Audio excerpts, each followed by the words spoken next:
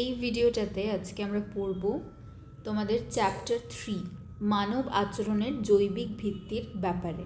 এখানে তোমাদের যেগুলো পড়তে হবে তার মধ্যে ইম্পর্ট্যান্ট হলো স্নায়ুকোষ বা নিউরন, নার্ভের ব্যাপারে কিছু আমরা জানবো, স্নায়ুর ব্যাপারে, নিউরনের শ্রেণীবিভাগ জানবো, মস্তিষ্ক এবং সুষুম্না কাণ্ডের ব্যাপারেও আমরা এই চ্যাপ্টারটাতে জানবো। ফার্স্ট আমরা যেটা জানবো নিউরন কি আর এর কি কি গঠন রয়েছে।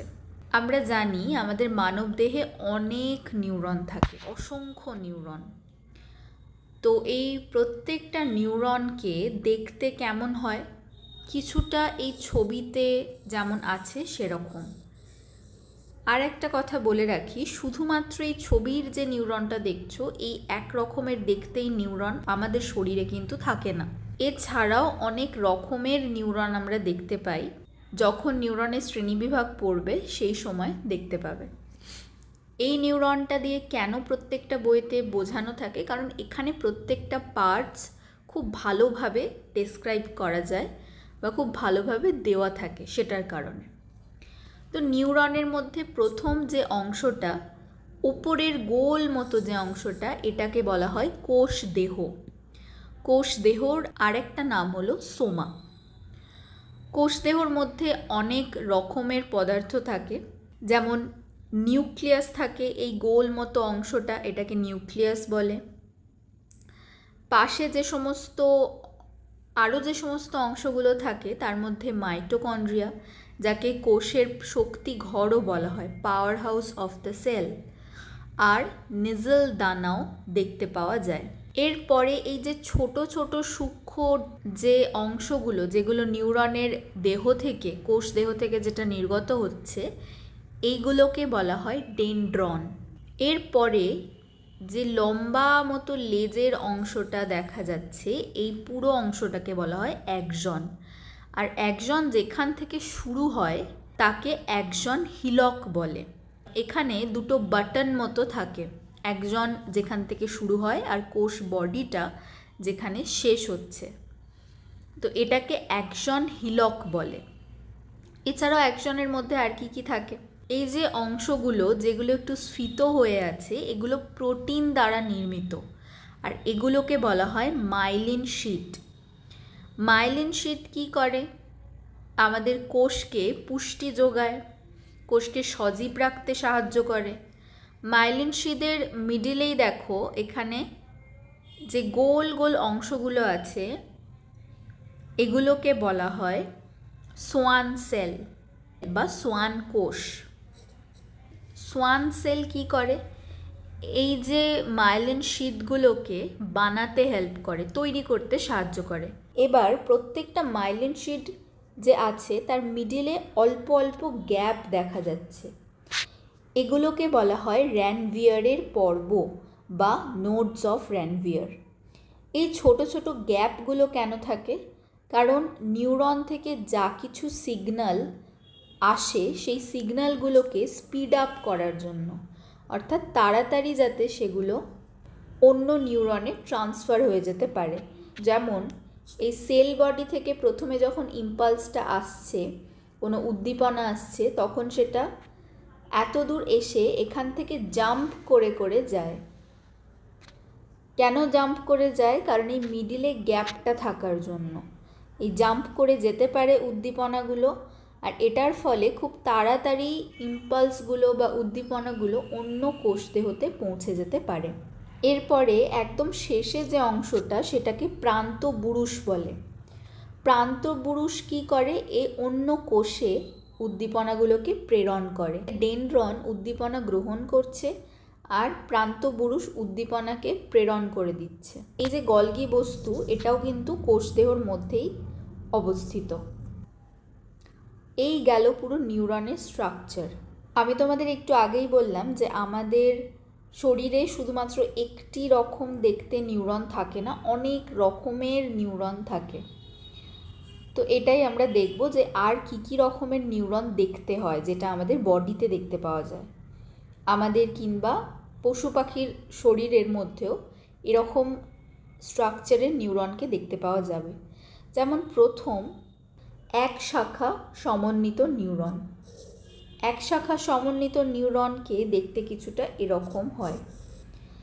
এই নিউরনের কোনো ডেনড্রন নেই, একটা সেল বডি আছে আর একজন আছে আর প্রান্তপুরুষ আছে। তো এই এক শাখা সমন্বিত নিউরন মেনলি দেখতে পাওয়া যায় যে সমস্ত অমেরুদণ্ড প্রাণীগুলি আছে তাদের দেহে, এবং পতঙ্গ এদের দেহ এই এক শাখা সমন্বিত নিউরনকে দেখতে পাওয়া যায়। এরপরে দ্বিশাখা সমন্বিত নিউরন, যেটাকে দেখতে কিছুটা এরকম হয়। দ্বিশাখা সমন্বিত নিউরন এগুলো দুটি শাখায় বিভক্ত, অর্থাৎ এখানে দুটো একজন দেখা যাচ্ছে। ডেনড্রনটা ঠিক ওপরে আছে, কিন্তু আসলে এই দুটো একজন নয়, এখানে একটাই একজন থাকে, বাট এটা দেখতে কিছুটা একজনের মতো হয় ওপরে যে অংশটা আছে। তো এত ডিটেলসে পড়তে হবে না, মেনলি যেটুকু জানতে হবে দ্বিশাখা সমন্বিত নিউরনের দুটো শাখা থাকে। দুটো শাখা মানে দুটো একজনের মতো দেখতে শাখা। এই নিউরনগুলো কোথায় দেখতে পাওয়া যায়? চোখের অক্ষিপটে, নাসিকা গহ্বরের উপরিতলে আর অন্তঃকর্ণে দেখতে পাওয়া যায়। এরপরে বহু শাখা সমন্বিত নিউরন, যেটাই আমরা প্রত্যেকটা বইয়ের ছবিতে দেখতে পাই। এটা আমাদের মেনলি সেন্ট্রাল নার্ভাস সিস্টেম অর্থাৎ মস্তিষ্কের আবরণ অঞ্চলে আর সুষুম্না কাণ্ডে দেখতে পাওয়া যায়। এরপরে কার্যগতভাবে নিউরনকে তিনটে ভাগে ভাগ করা যায়। একটা হলো অন্তর্মুখী বা অন্তর্বাহী বা সংজ্ঞাবহ নিউরন, আর একটা হলো শক্তিমুখী, বহির্মুখী বা আজ্ঞাবহ, আরেকটি হলো সংযোজক বা সংযোগী নিউরন। অন্তর্মুখী বা অন্তর্নিহিত বা সংজ্ঞাবহ নিউরন কি? এই নিউরনগুলো আমাদের ইনফরমেশন ব্রেন অবধি পৌঁছে দেয়। অন্তর্মুখী ব্রেন পর্যন্ত যা কিছু ইনফরমেশন বা যা কিছু উদ্দীপনা আমরা পরিবেশ থেকে পাচ্ছি সেগুলোকেই ব্রেন অবধি পৌঁছে দিচ্ছে অন্তর্মুখী বা সংজ্ঞাবহ নিউরন। শক্তিমূলক বা বহির্মুখী বা আজ্ঞাবহ নিউরন কি? এগুলো মেনলি আমাদের ইনফরমেশন ব্রেন থেকে বিভিন্ন মাসল গ্ল্যান্ডে পাঠিয়ে দিচ্ছে, অর্থাৎ কেন্দ্রীয় স্নায়ুতন্ত্র থেকে আমাদের বিভিন্ন পেশিতে পাঠিয়ে দিচ্ছে ইনফরমেশনগুলো। তাহলে অন্তর্মুখী হলো ব্রেন অবধি নিয়ে যায়, আমাদের উদ্দীপনাগুলোকে কেন্দ্রীয় স্নায়ুতন্ত্র পর্যন্ত নিয়ে যাচ্ছে। আর বহির্মুখী বা আজ্ঞাবহ নিউরন, সেটা আমাদের উদ্দীপনাকে কেন্দ্রীয় স্নায়ুতন্ত্র থেকে নিয়ে আসছে এবং পেশিতে সেটাকে সরবরাহ করে দিচ্ছে। এরপরে সংযোজক বা সংযোগী নিউরন, এরা কি করে? এরা এই অন্তর্মুখী আর বহির্মুখী নিউরনের মধ্যে একটা যোগাযোগ স্থাপন করে আর সংযোগ রক্ষা করে। তো এটার কারণে এটাকে সংযোজক বা সংযোগী নিউরন বলে। আর এই নিউরনটা মেনলি সুষুম্না কাণ্ডে দেখতে পাওয়া যায়। এরপরে আমরা দেখব স্নায়ুতন্ত্রের শ্রেণী বিভাগ, অর্থাৎ স্নায়ুতন্ত্রকে আমরা কতগুলো ভাগে ভাগ করতে পারি। মেনলি দুটো ভাগে করতে পারি। এক হলো কেন্দ্রীয় স্নায়ুতন্ত্র অর্থাৎ সেন্ট্রাল নার্ভাস সিস্টেম, আর একটা হলো প্রান্তবর্তী স্নায়ুতন্ত্র অর্থাৎ পেরিফেরাল নার্ভাস সিস্টেম। এইবার আমরা পুরো চার্টে দেখব যে আর কতগুলো ভাগ আছে। এখানে স্নায়ুতন্ত্রের প্রথমেই বললাম কেন্দ্রীয় স্নায়ুতন্ত্র এবং প্রান্তীয় বা প্রান্তবর্তী স্নায়ুতন্ত্র, এই দুটো ভাগে এই দুটো ভাগে ভাগ করা যাচ্ছে। কেন্দ্রীয় স্নায়ুতন্ত্রের মধ্যে আবার দুটো ভাগ, একটা হলো মস্তিষ্ক আর একটা হলো সুষুম্না কাণ্ড। মস্তিষ্কর মধ্যে আরও তিনটে ভাগ আছে, অগ্র মস্তিষ্ক, মধ্য মস্তিষ্ক এবং পশ্চাৎ মস্তিষ্ক। প্রান্তীয় স্নায়ুতন্ত্র বা প্রান্তবর্তী স্নায়ুতন্ত্র, এর মধ্যেও তিনটে ভাগ, স্বয়ংক্রিয় স্নায়ুতন্ত্র অর্থাৎ অটোনমিক নার্ভাস সিস্টেম আর দেহজ স্নায়ুতন্ত্র অর্থাৎ সোম্যাটিক নার্ভাস সিস্টেম। এখানে অনেক স্পেলিং মিস্টেক তোমাদের এই বইটাতে দেখতে পাবে, যেটা আমি এই বইয়ের এই রিভিউটাতেও বলেছি। যারা যারা বইয়ের রিভিউ দেখোনি বা কোন বই ফলো করবে সেটা তোমরা জানো না ক্লাস 11-এ, তারা এই ভিডিওটা দেখে নিতে পারো। এরপরে স্বয়ংক্রিয় স্নায়ুতন্ত্ররও আবার দুটো ভাগ, একটা হলো সমবেদী স্নায়ুতন্ত্র আর একটা পরাসমবেদী স্নায়ুতন্ত্র। এরপরে করটিক স্নায়ু আর সুষুম্নীয় স্নায়ু। করটিয় স্নায়ুটা কি, যেটা মেনলি আমাদের ব্রেনে দেখতে পাওয়া যায়, 12 জোড়া থাকে। আর সুষুম্নীয় স্নায়ু যেটা স্পাইনাল নার্ভ, আমাদের স্পাইনাল কর্ড বা সুষুম্না কাণ্ডতে দেখতে পাওয়া যায়, সেই স্নায়ুতন্ত্রগুলো সোম্যাটিক নার্ভাস সিস্টেমের মধ্যে পড়ে। এরপরে আমরা দেখব প্রান্তবর্তী স্নায়ুতন্ত্রের মধ্যে দেহজ স্নায়ুতন্ত্র কী আর স্বয়ংক্রিয় স্নায়ুতন্ত্র কী।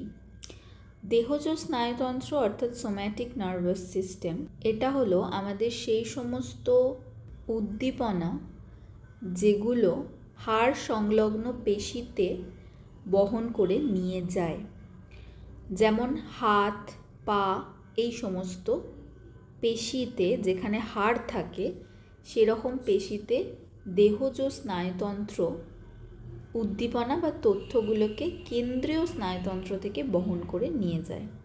আর একটা জিনিস, দেহজ স্নায়ুতন্ত্রতে মানুষের স্বেচ্ছাধীন বা নিজের ইচ্ছায় সে কোনো কাজ করতে পারে, এটাকে বলা হবে দেহজ স্নায়ুতন্ত্র, যেটা মানুষ নিজের ইচ্ছায় করে। যদি একটা জায়গা থেকে আরেকটা জায়গায় হেঁটে যেতে হয়, সেটা মানুষ নিজের ইচ্ছায় করছে, অটোমেটিক্যালি হচ্ছে না, এটাকে বলা হবে সোম্যাটিক নার্ভাস সিস্টেম। এরপরে স্বয়ংক্রিয় স্নায়ুতন্ত্র বা অটোনমাস নার্ভাস সিস্টেম, এখানে মানুষের কোনো ইচ্ছা থাকে না, এটা অটোমেটিক হয়। যেমন আমাদের নিঃশ্বাস প্রশ্বাস নেওয়া, ফুসফুসের সংকোচন প্রসারণ কিংবা খিদে পাওয়া, এগুলো আমাদের ইচ্ছা থেকে হয় না, এগুলো অটোমেটিক্যালি আমাদের বডির মধ্যে হয়। তো এই কারণে এগুলোকে স্বয়ংক্রিয় স্নায়ুতন্ত্র বলা হচ্ছে। এরপরে স্বয়ংক্রিয় স্নায়ুতন্ত্রকে আবার দুটো ভাগে ভাগ করা যায়, একটা হলো সমবেদী আর একটা পরাসমবেদী। সমবেদী স্নায়ুতন্ত্রটা কি, এখানে এটা আমরা একটা এক্সাম্পল দিয়ে বুঝবো। ধরো একটি ব্যক্তি এখানে বসে আছেন,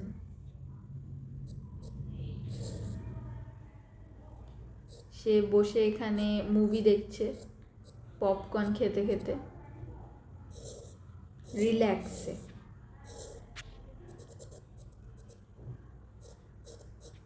রিল্যাক্সে মুভি দেখছে। এখন এই মানুষটার যে স্নায়ুতন্ত্রটা অ্যাক্টিভেট আছে সেটাকে বলা হবে পরাসমবেদী। অর্থাৎ যখন আমরা রেস্ট নিই বা আমরা একটু ধীর স্থির থাকি কোনো রকম টেনশন ছাড়া, তখন আমাদের পরাসমবেদী স্নায়ুতন্ত্রটা কাজ করে।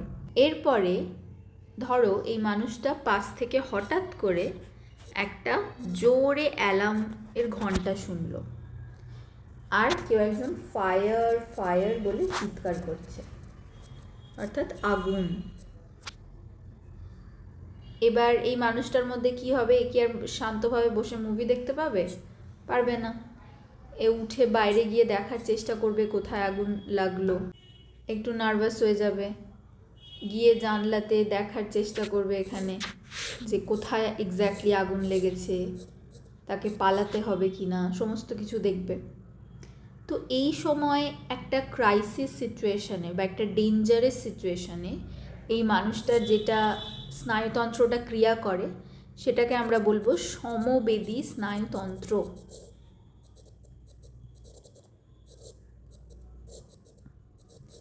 এবার এই সিচুয়েশানে কি হবে মানুষটার, 1 নম্বর হার্টবিট ইনক্রিজ করবে, হৃদস্পন্দন, হার্টবিট ইনক্রিজ করবে, আর কি ব্লাড প্রেশার ইনক্রিজ করবে। আর কি হবে, ডাইজেস্টিভ সিস্টেম যেটা অর্থাৎ আমাদের যে পরিপাক ক্রিয়াটা সেটা বন্ধ হয়ে যায়। কেন বন্ধ হয়ে যায়, কারণ বডি আমাদের প্রিপেয়ার করছে ফ্লাইট করতে কিংবা ফাইট করতে। যে সংকটজনক পরিস্থিতিটা আমাদের সামনে এসেছে সেটার সাথে ফাইট করতে হেল্প করে আমাদের বডি, আর কিংবা ফ্লাইট করতে, ফ্লাইট মানে কি পালিয়ে যেতে। তাহলে এরকম সিচুয়েশানে কি হবে, আমাদের যে ডাইজেস্টিভ সিস্টেমটা বা যে পরিপাক ক্রিয়াটা, সেখানে বডি আর নিজের ক্ষমতাকে ওয়েস্ট করবে না, সে সেই ক্ষমতাটা আমাদেরকে দেবে যাতে আমরা এই ফাইট করতে পারি সিচুয়েশনটার সাথে বা ফ্লাইট করতে পারি। তাহলে এখানে পরিপাক ক্রিয়া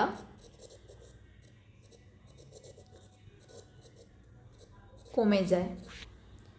আর কি হয়, ঘাম হয় প্রচুর। তারপরে আমাদের চোখের যে পিউপিলটা আছে সেটা বড় হয়ে যায়, ডাইলিয়েট করে, কারণ আমরা সবসময় থ্রেট পারসিভ করছি, চোখ বড় বড় করে দেখছি কোথায় কী আছে। এটা তো আমরা করি যখন কোনো ভয়ঙ্কর সিচুয়েশানে পড়ি, তখন চারিদিকে চোখ বড় বড় করে দেখতে থাকি যে কোথা থেকে কিছু আসছে কি না। তো এই সময় মানুষটার মধ্যে এই ফিজিক্যাল চেঞ্জেসগুলো দেখা যাবে, অর্থাৎ সমবেদী স্নায়ুতন্ত্র যখন অ্যাক্টিভেট হচ্ছে। পরাসমবেদী স্নায়ুতন্ত্র অ্যাক্টিভেট এরপরে ধরো এই মানুষটা খবর পেল যে না, এটা সাইরেন কিছু বাজেনি, আশেপাশ থেকে এমনি লোকজন চিৎকার করছিল ফায়ার ফায়ার বলে, আর এটা এমনি একটা বেল বাজানো হয়েছিল। তো সেখানে সে এসে একটু রিল্যাক্স ফিল করলো, আবার সে তার মুভি এনজয় করতে শুরু করলো। তো এখানে তাহলে ওর আবার পরাসমবেদীটা অ্যাক্টিভেট হবে। পরাসমবেদী তখনই অ্যাক্টিভেট হয় যখন আমরা রেস্ট নিই।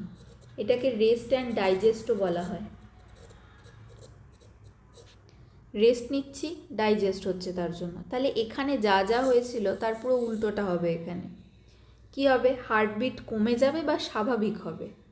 হার্টবিট যেটা বেড়ে গেছিলো সেটা কমে যাবে সমবেদীতে, যেটা বেড়ে গেছিলো পরসমবেদীতে সেটা কমে যাবে বা স্বাভাবিক হবে। ব্লাড প্রেশারটা যেটা বেড়ে গেছিলো হঠাৎ করে সেটা কমে যাবে।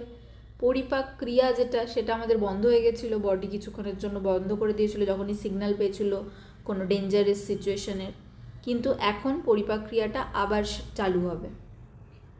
তাহলে এইভাবে আমাদের সমবেদী আর পরাসমবেদী স্নায়ুতন্ত্র কাজ করে।